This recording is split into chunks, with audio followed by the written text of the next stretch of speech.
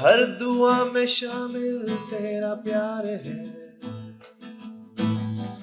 बिन तेरे लम्हा भी दुश्वार है। धड़कनों को तुझसे ही दरकार है, तुझसे है राहते, तुझसे है चाहते। तू जो मिली एक दिन मुझे, मैं कहीं हो गया लापता। वो जाने जा दोनों जहां, मेरी बाहों में आ भूल जा। वो जाने जा दोनों जहां, मेरी बाहों में आ भूल जा। हो कर दिया दीवाना दर्द खास ने, चैन छीना इश्क के एहसास ने। बेख्याली दी है तेरी प्यास ने, छाया जरूर है, कुछ तो जरूर है। ये दूरियां जीने ना दे, हाल मेरा तुझे ना पता। हो जाने जा दोनों जहां, मेरी बाहों में आ भूल जा। हो जाने जा दोनों जहां, मेरी बाहों में आ भूल जा।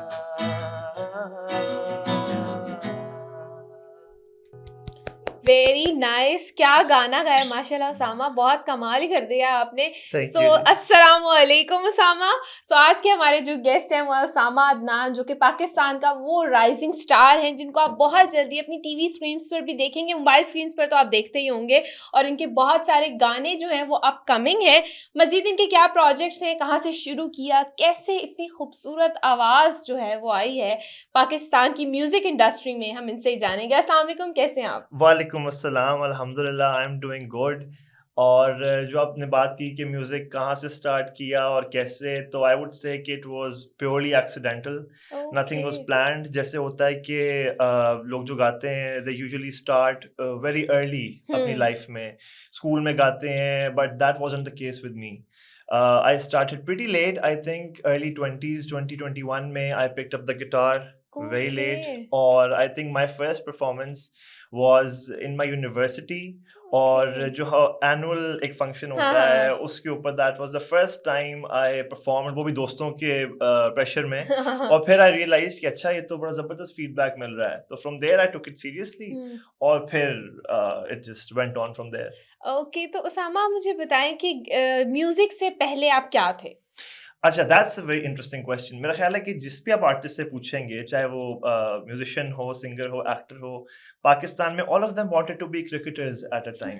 हाँ, so somehow. Somewhere in their life they हाँ। Wanted to be. अच्छा, मेरे ये है कि फैमिली में my great grandfather actually was a cricketer in the Pakistan cricket team. Okay. So that is कौन व्हाई थे? उनका नाम था Murawat Hussain. He okay, was in the first cricket team of Pakistan in okay, 1948।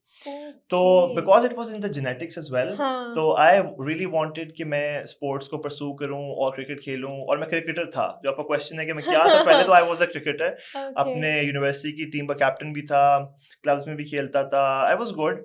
लेकिन बट देन आई रियलाइज़्ड कि नहीं, घर वालों का ये था कि पढ़ाई पे ज़्यादा फोकस करो।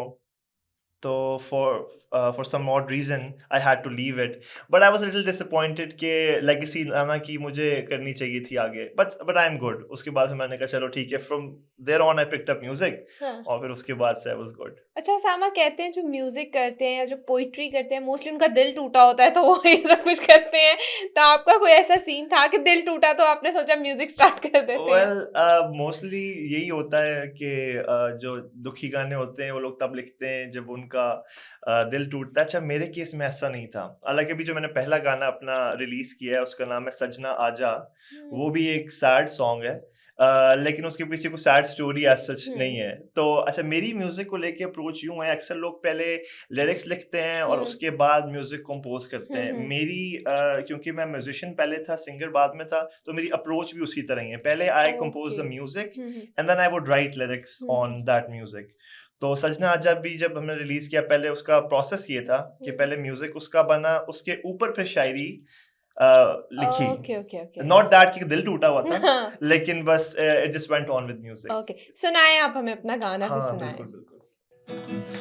तेरी आंखों ने जो ख्वाब चुने, तू ही बता, मुझको बता दे। सांसों में मेरी खुशबू है तेरी, ए खुदा मुझको मिला दे। मेरे दिल की है ख्वाहिश, हो पूरी गुजारिश है खुदा। हो वे सजना आजा, आके मुख दिखला जा। तेरी रावां च खड़ा मैं सुबह शाम। वे सजना आजा, आके मुख दिखला जा। तेरी यादां दे सहारे की करां।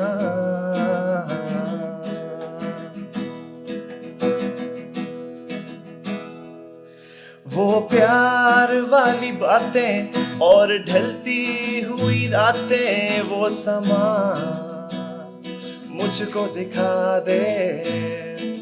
तेरे आने की वो आहट, मेरी बढ़ती हुई चाहत, वो लम्हा मुझको लुटा दे। मेरे दिल की है ख्वाहिश, हो पूरी गुजारिश है खुदा। हो वे सजना आजा, आके मुख दिखला जा। तेरी रावां च खड़ा मैं सुबह शाम। वे सजना आजा, आके मुख दिखला जा। तेरी यादां दे सहारे की करां। अखियां विच तैनू मैं वसावां, हर वेले तैनू तकदा मैं जावां। तैनू दिल च वसा के तेरे नाल मुहब्बतां निभावां। तेरे ਲਈ सारी दुनिया सजावां, हर गल तेरी मनदा ही जावां। तैनू कोल बिठा के हथ हत्थां विच पा के मैं मनावां। मेरे दिल की है ख्वाहिश, हो पूरी गुजारिश है खुदा। हो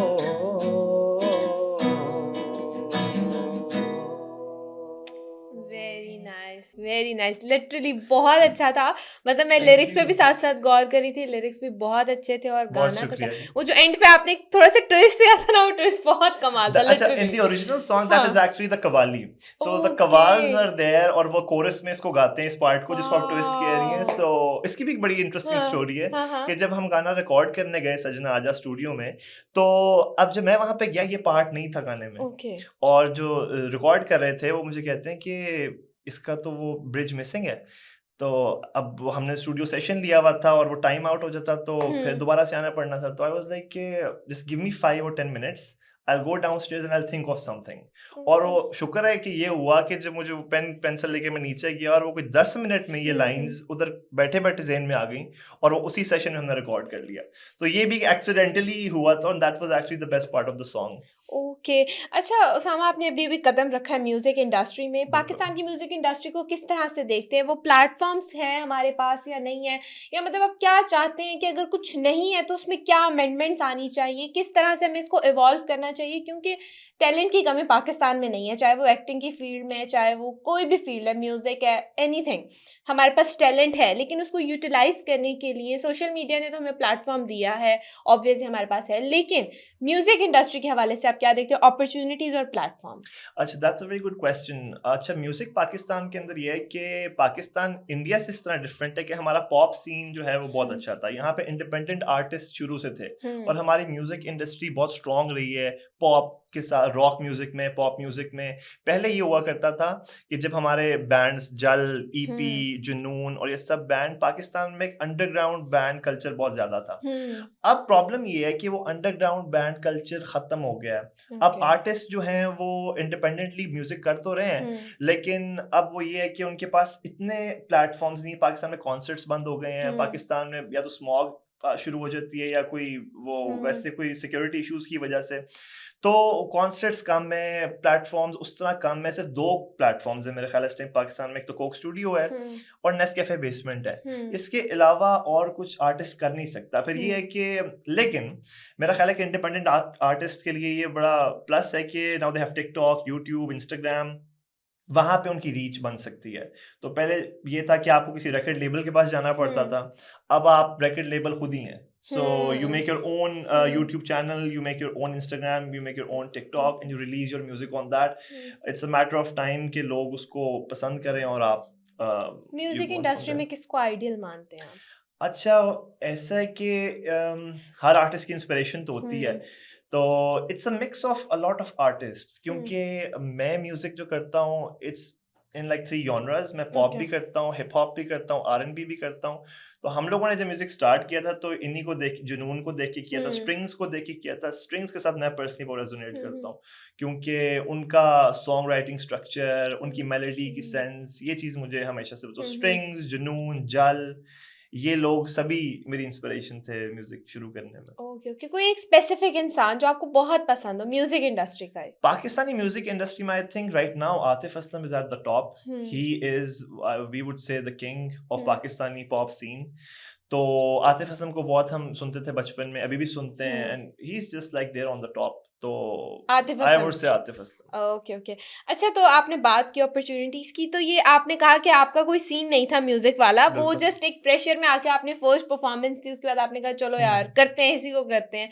तो वो जो फर्स्ट परफॉर्मेंस के पीछे एक प्रेशर तो था ही, लेकिन ऑब्वियसली आपकी कोई तैयारी होती है, आप मेंटली उस चीज के लिए रेडी होते हो। बचपन से इंसान ने कुछ ना कुछ सोचा होता है, ठीक है आपने क्रिकेट का सोचा था, लेकिन सिंगिंग में कहीं ना कहीं होगी, क्योंकि एकदम तो बाहर नहीं ना आ सकती कोई चीज, उसका कुछ तो होगा पीछे बैकग्राउंड। You're actually right, क्योंकि I would say कि I was a music fanatic बचपन से ही, listening बहुत ज़्यादा थी, यानी कि हर वक्त कान में हैंड्स फ्री है, हर वक्त ही म्यूजिक सुन रहे हैं, इतनी ज़्यादा listening थी, और हमेशा से ये लगता था कि I'll be just listening to music, और मैं कर नहीं सकता, और कभी एक तो कॉन्फिडेंस भी नहीं था और पता भी नहीं था कर सकते हैं कि नहीं। तो जो लोग ये कहते हैं कि हर कोई म्यूजिक नहीं कर सकता, आई थिंक हर कोई म्यूजिक कर सकता है। पाकिस्तान में ये कि म्यूजिक एजुकेशन नहीं है, तो अगर म्यूजिकली बच्चों को एजुकेट किया जाए स्कूल्स में, तो यू वुड बी सरप्राइज्ड कि हर कोई म्यूजिक कर सकता है। तो अब हुआ फिर ये कि I picked up the guitar, I started learning, I got some lessons from some friends, YouTube, इस तरह देख के जब गिटार प्ले करना शुरू किया, तो I tried singing along with it, और फिर ये पता चला कि आई कैन। तो वो जब कॉर्ड्स प्ले करता था तो उसके साथ आवाज मैच करके यू गेट टू नो कि अच्छा इस तरह आपने इस कॉर्ड के साथ इस तरह गाना है, इस स्केल में इस तरह गाना है। सो इंस्ट्रूमेंट आपको बहुत हेल्प करता है ये बताने में कि आप सिंगिंग में आप वो कर सकते हो कि नहीं कर सकते। तो but I think everybody can sing.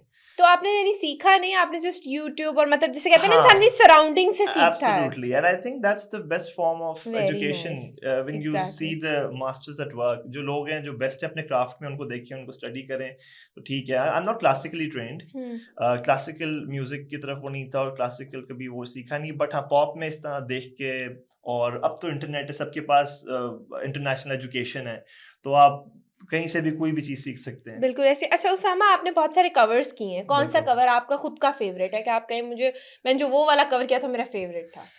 मुझे लगता है इरादे, I really like the song. I love इरादे song. Literally I love it. मेरा That ख्याल है song आप मुझे लाजमी सुनाएं प्लीज। Okay.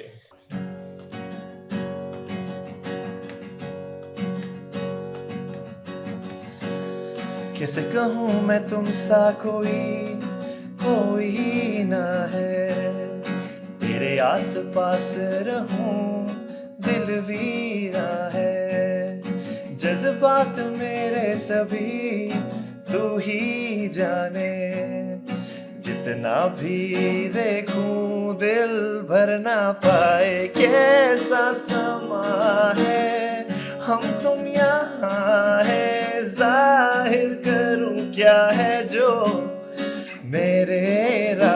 तेरे हवाले में, किसी बहाने जाहिर करूं क्या है जो मेरे इरादे, मेरे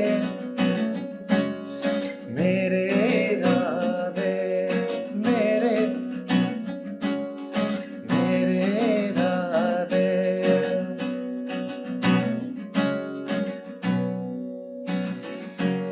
कैसे ये गुनगुनाता रहूं तेरे लिए मैं, चाहूं कि मुझ तक रहे तेरी निगाहें।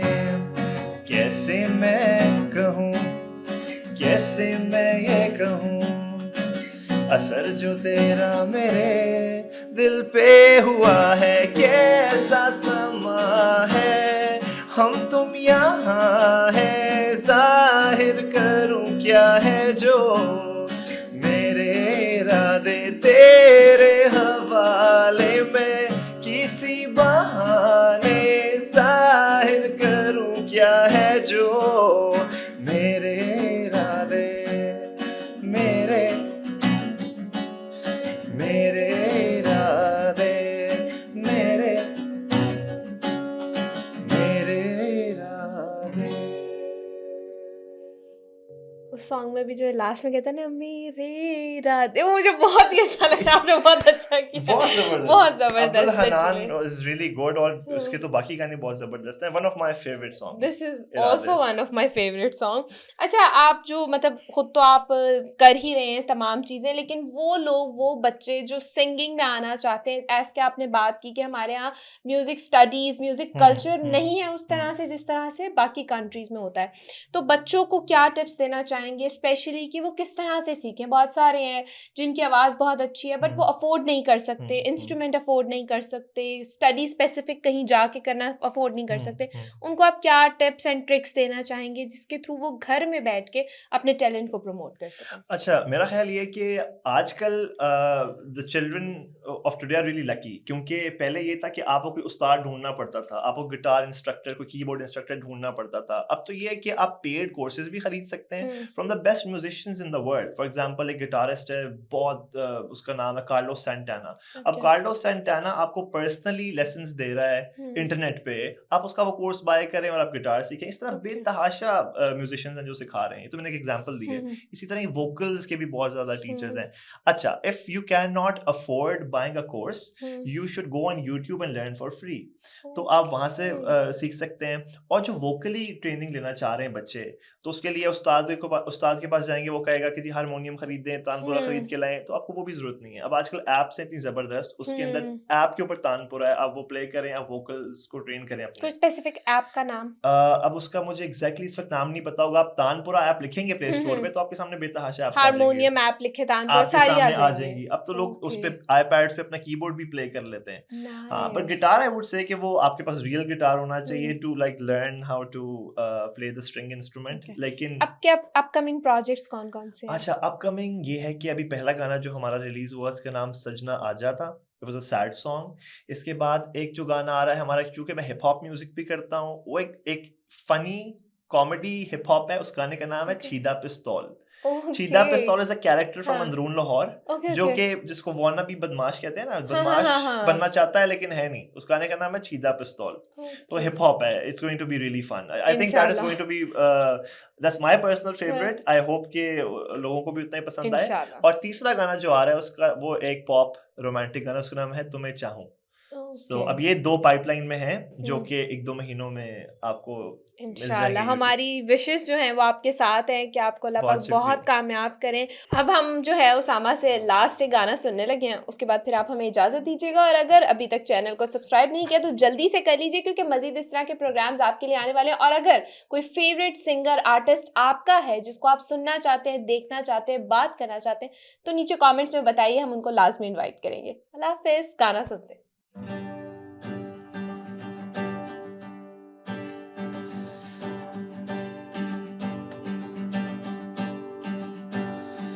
ये शाम मस्तानी मदहोश किए जा, मुझे डोर कोई खींचे